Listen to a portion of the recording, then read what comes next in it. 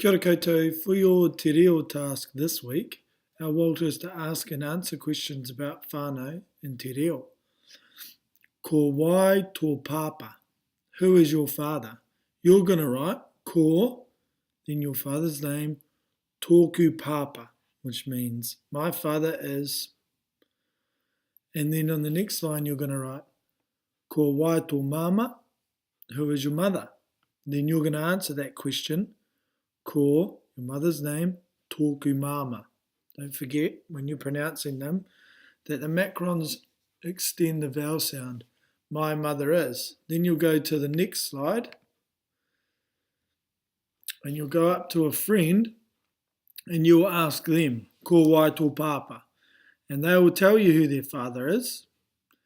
And then you'll write ko, their father's name, tōna pāpa, as in his or her father is. And you'll write that in your integrated studies book, both of those lines. And then ko wai tō mama, who is your mother. And then you'll write ko, mother's name, tōna mama, his, her mother is. Right? Write this in your integrated studies book and don't forget to do the Walt and the date. Ka pai.